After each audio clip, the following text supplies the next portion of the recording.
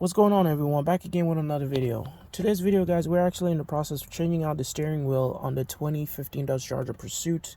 And this is the steering wheel that we've actually put on. Now, the reason I'm changing is because we're going with the paddle shifters on here. And secondly, the feel of this one is, to me, feels a lot better than that one right there. I'm not saying that this one is bad. It's good, but it's just that it's kind of stiff. You know, the leather is kind of pretty much stiff.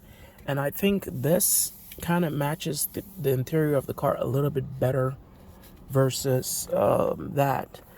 The only thing I really have that's leather in the car right now is the back seats and pretty much this. So, I mean, it's not much of a big deal. But the only reason why we changed it out, guys, is because I wanted the paddle shifters. I could have added paddle shifters on this. You can add paddle shifters on this. But I found a good deal.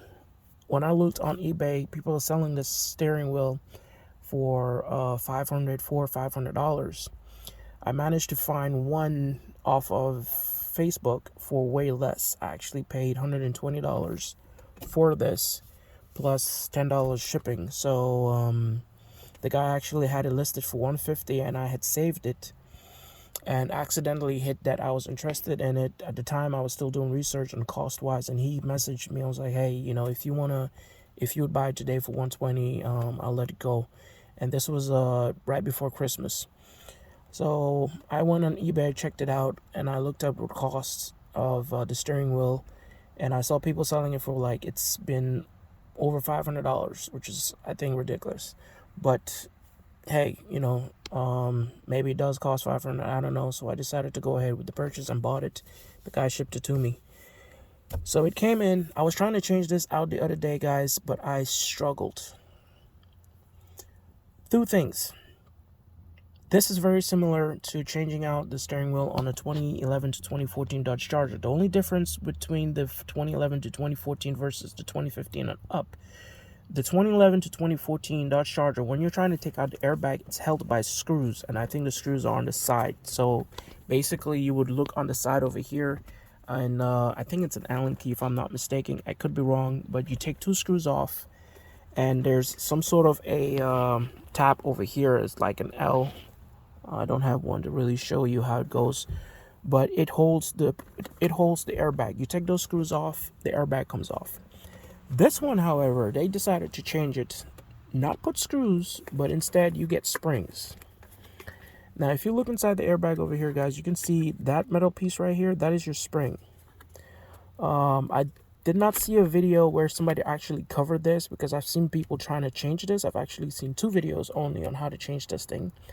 And everybody talked about the spring, but never showed what spring it was. This is the spring right here, guys. This is the spring right here. The way to access it, guys, you have to turn. You see this little hole right here?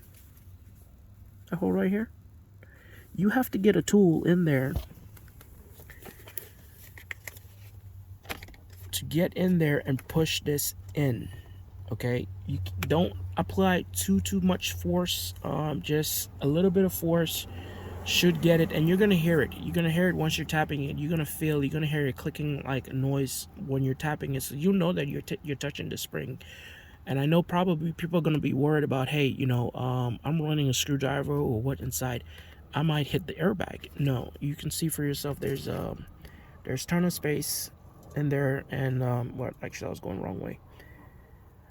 Most cases is you'll miss and go all the way down there, or you'll be hitting over here. But I started to worry too. When I was doing it, I was like, man, I'm going to destroy this airbag and all that stuff. So after a couple tries, guys, I managed to get a feel of it, and I used a flathead. You have to get it in the hole, excuse me, and try and get it like that, you know, and push. But you see, that's gonna happen a couple times when you're trying. So you have to kind of push gently. Take your time. That way it doesn't slip and go inside. You just gently push, and then the airbag is gonna pop out when it's released. You're just gonna, you see, I did it again because I put too much force. You don't want to put too much force. You want to gently push from inside there. Gently push that, and then once you get to a certain point, it's gonna come off, because it's gonna clear that right there, It's going to clear it, and then you're going to see the airbag is going to pop. Once you do that, you apply the same process to the opposite side. There's another hole over there. And, like, where is it at? Right there. There's another one right there. This thing would focus. Okay, the camera decides that it doesn't want to focus. All right, so you do the same. You apply the same process, and you hit the spring on the opposite side. Once you get them both out, it's gonna pop out, and all you do is that you gently pull the airbag slowly. Don't just force it. Don't just pull it out, because you're gonna have connectors on there. Okay, so you just gently pull it out. It's gonna be about yay long, you know. And then what you do is that you just go ahead and disconnect everything out. Don't worry, you don't have to really worry about you're gonna screw up the connectors and all that stuff.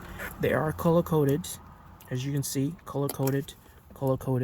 So all you have to do is just remove that out and put everything back in. Okay, that's this black connector right here goes over here, and these two right here goes over here.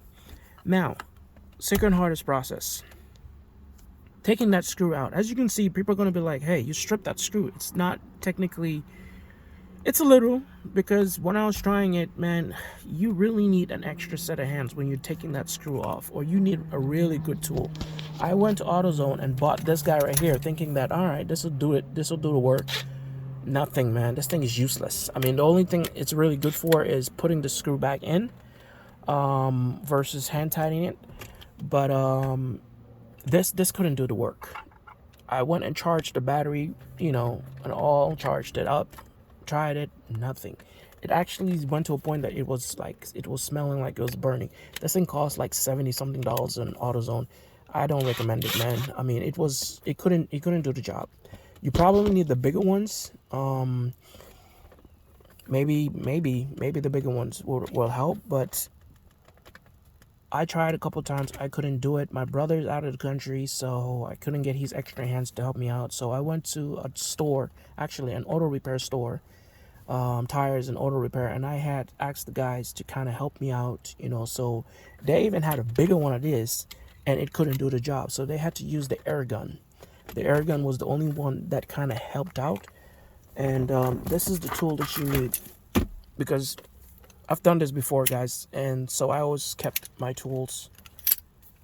You need a breaker bar, and whatever that is, that's a 10 millimeter. You need one of these to fit in there. Okay. Try to be very, very, very careful when you're doing it, man. You do not want to strip the screw. Mine is a little bit bad because the way I was forcing it by hand, I couldn't get it to work, but it's still fine. You know, it's still fine. It still locks in place. It's not slipping or anything like that. It's locking in place and all that stuff, guys. As you can see right there. You want to make sure that if you are doing it on your own and you're trying and it's not working, man, just stop.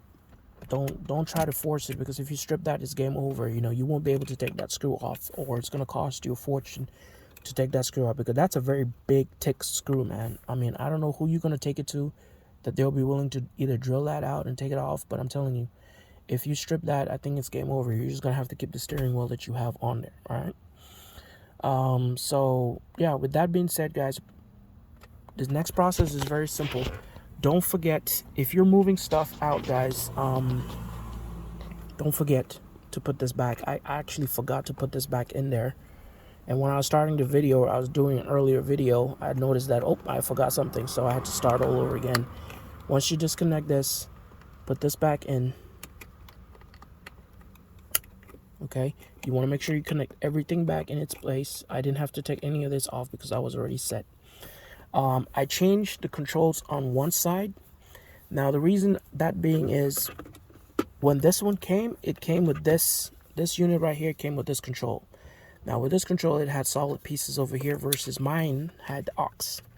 And I wanted to keep this controls. I wanted to keep that on, all right? So you'll have to look behind the unit, behind there, take that plastic piece back there out. There's a screw in there. Take that screw off. Once you take that screw off, this is gonna be loosened up. Yeah, that screw basically loosens this guy up right here. Right, there's only 2 screws that you really need to take out.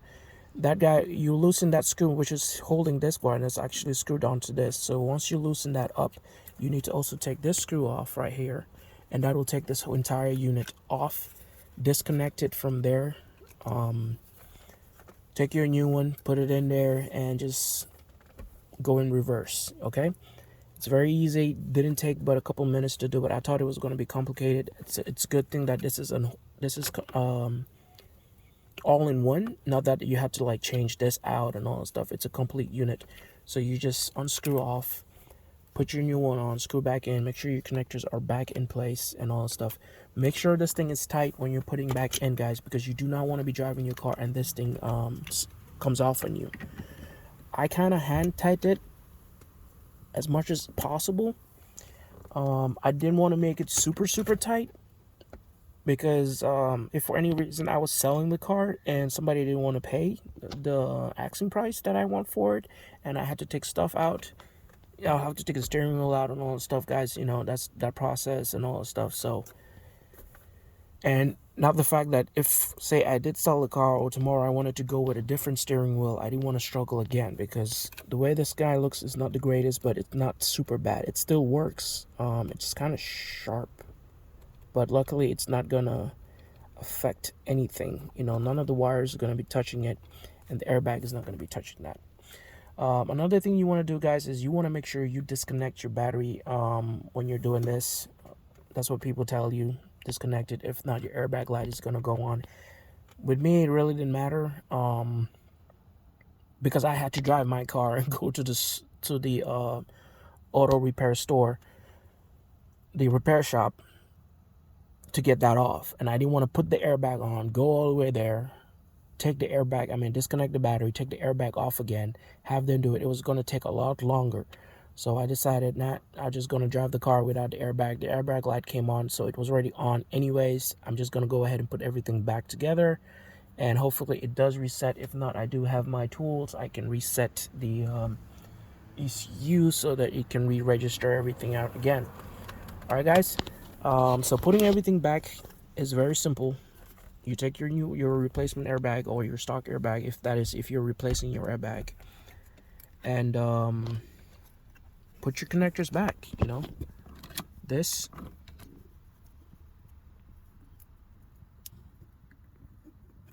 Oh, it's kind of difficult with one hand. Yep, it's difficult with one hand. Give me a second, guys. Let me just go. All right, we got everything back. All the connectors are back in place.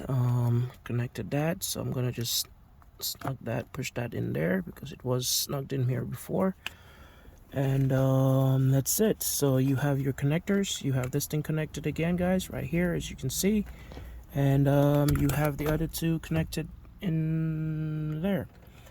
Very easy. Make sure everything is pushed in place and all that stuff, guys.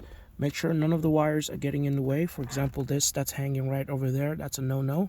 You want to get that out of the way, so you want to push that because you don't want anything interfering with your spring and all. So you want to get that out of the way by pushing it. You do not want it going like this, because if the spring is going there, it's going to push on that, right? So you want to get that out of the way. You want to push it out of the way, right? You want to check all your connectors again. Make sure everything is secured. You didn't forget anything. Triple check. Make sure you have this piece back in there. Your screw is tight and all that stuff. All the connectors are in place. Everything locked, everything tight, everything nice. You didn't see anything loose. Everything good to go.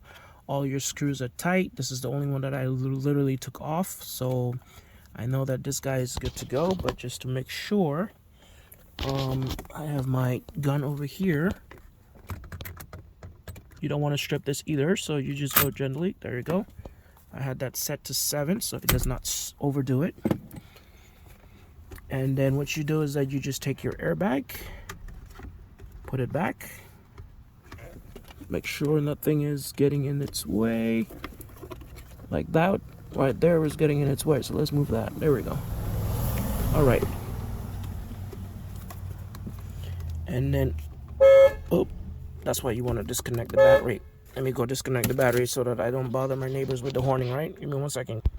Okay, so we disconnected the battery. I guess it would be useful to just go ahead and disconnect the battery and make sure it doesn't keep horning or anything like that, especially if you're doing this at night. You don't want to be bothering your neighbors, because next thing people are going to be, what's going on outside? We're going to check the wires again because I had pulled the airbag a little bit further back, so I want to make sure all my connectors are still good to go. No wires are interfering, I should say, interfering.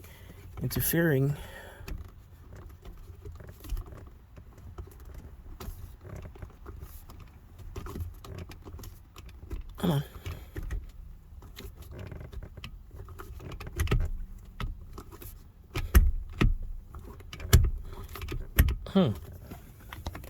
Should just go on. What's blocking it? Looks like you are. Alright, let me do this. Let me clear those wires. Alright, so the wires was getting in the way a little bit, but you need to kind of apply a little force, and there you go. You can kind of hear it. You will hear it click, click, click. So I kind of forced, like, push down here, and then push down here, and then they both went in.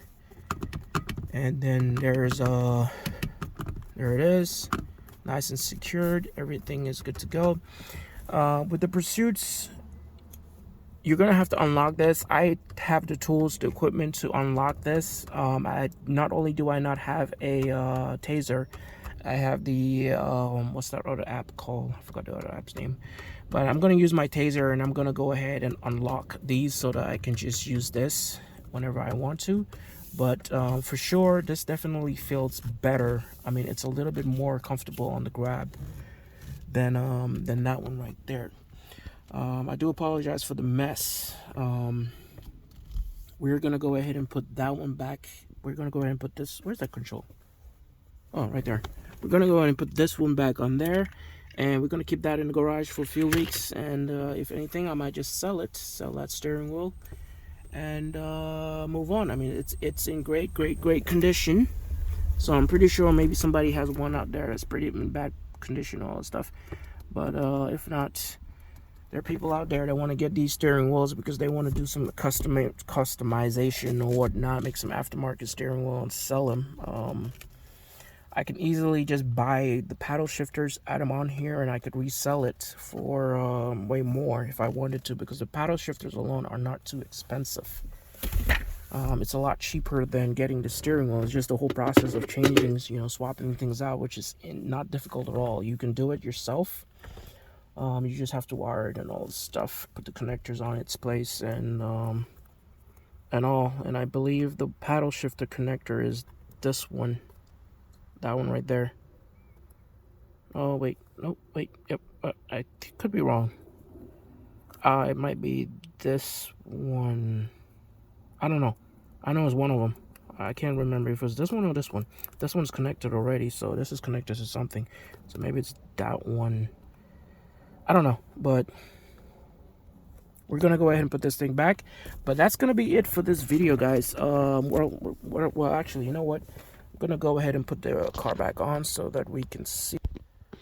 All right, batteries reconnected. Okay. Somebody always says, put your seat back because you don't want that thing deploying on your head. Radio lock. Please select vehicle. I guess I might have to start it a couple times and then it should be okay.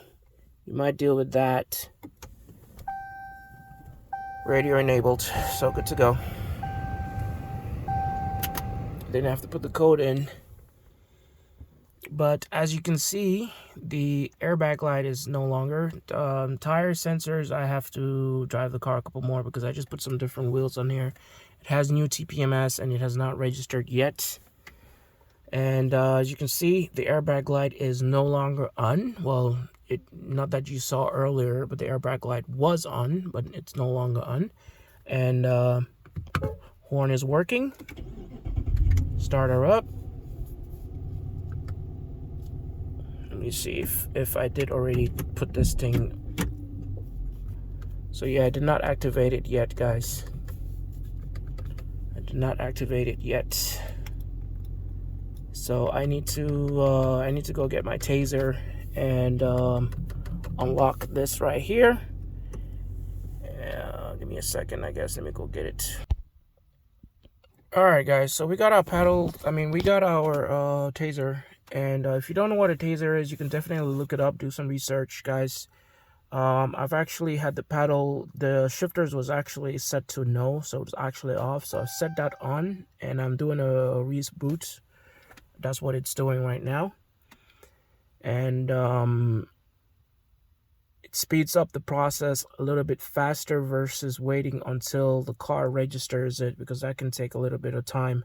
Like over here, it's supposed to have the performance pages over here, but I guess because I disconnected the battery, it's kind of slow. I mean, compared to the 2011 to 2014 Dodge Charger, not the 2011, because the 2011 does not have the performance pages.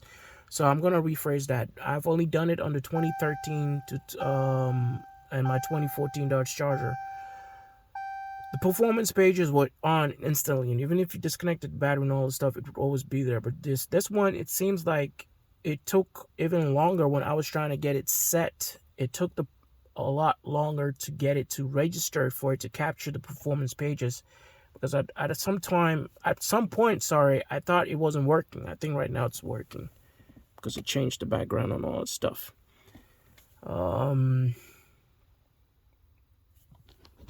Let's do this. Come over here to apps. It has not registered yet because there's still some missing. It seems to be slower. I don't know if it's just the Pursuit, or if it's just this car that deals with it, or it's just the radio that I got, because the radio that I got is from a 2017 Scat Pack. So I don't know if, I'm sorry, 2017 Scat Pack. I know they said for the 2018 Dodge Charger, you need to have the bypass. So you see it came on. That's the performance pages, and it showed up. It's right there. I don't know why it does that, but, you know, I guess when you disconnect the battery, it kind of does that kind of thing. But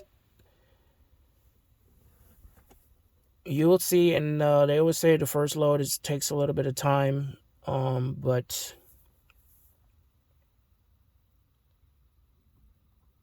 defeats the purpose. I liked it because of it has a dyno log, you know, but I think I liked the 2014, the older models layout more. I think that's just my preference. I just like it because it has a dyno. You know, if you want a dyno, you can run that and all that stuff. But I think I prefer the old one. I haven't played with it enough to maybe decide whether I like this one more. But there are people out there that want to have that option for their older car, for the older models. But yeah. All right, so let's go ahead and hit start.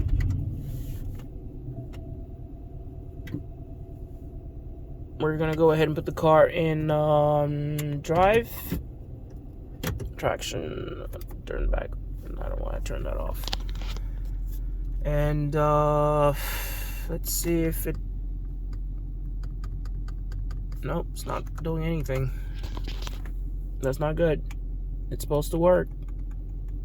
I might have to be driving the car for it to function. I don't know what the case may be.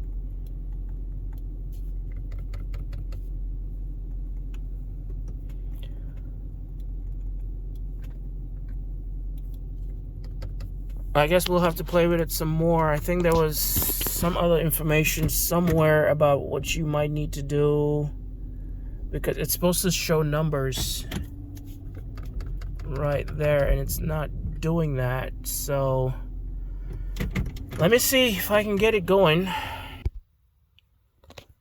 All right, guys. So we're rebooting the system again.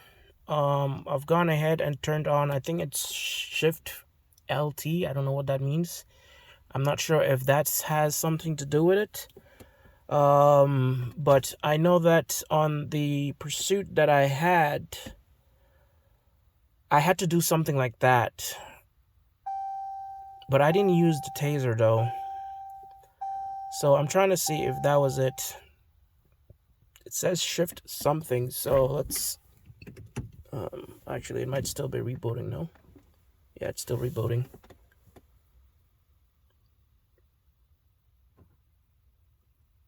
not worried about that side anymore. I'm more concerned with this side right here because I know that's working. As you see, it started up and it's doing its thing again, but it'll eventually show up. Let's see if I just do it this way, if it will. Nope.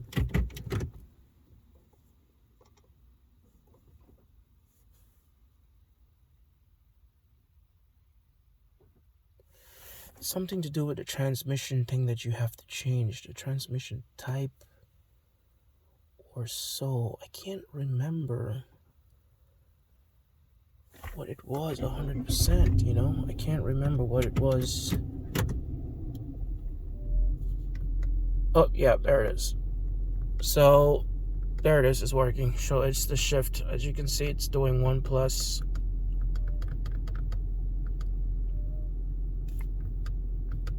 So it is working now. But I guess maybe the car needs to be driving more. It needs to be in motion for it to really function. Let me see if I can do that over here in the driveway. I doubt it. I won't have enough speed to really...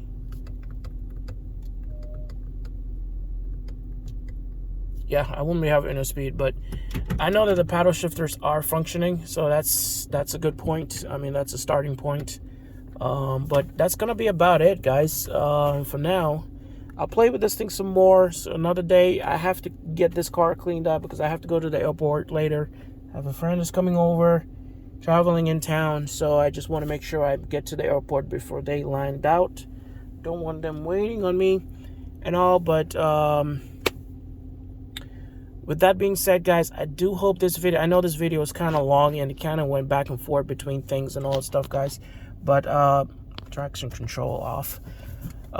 Second thing I'm going to mention is do this at your own risk, guys. The only reason why I'm saying that is because you do not want to put that screw in, screw up. I mean, I really want to make sure that you guys understand that when you're changing out your steering wheel, make sure you take a photo of how you have the steering wheel before you take it off. Take a photo of it because you want to angle your steering wheel back the same way. That way your wheels, everything is aligned.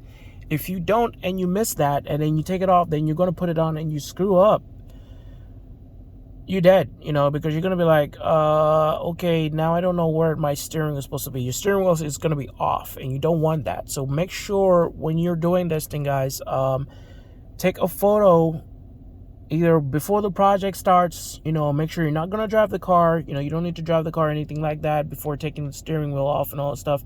But get your steering, get your tires, everything aligned. However you want to do it. You know, if you want to turn your steering wheel all the way to the right, and lock it, then make sure you take a photo of it where you have that steering wheel maxed out at, so that when you're putting your replacement steering wheel, you match that up, and therefore everything is aligned. You do not want to mix up all the stuff. But as you can see, everything is good to go. Horn's working, everything is right.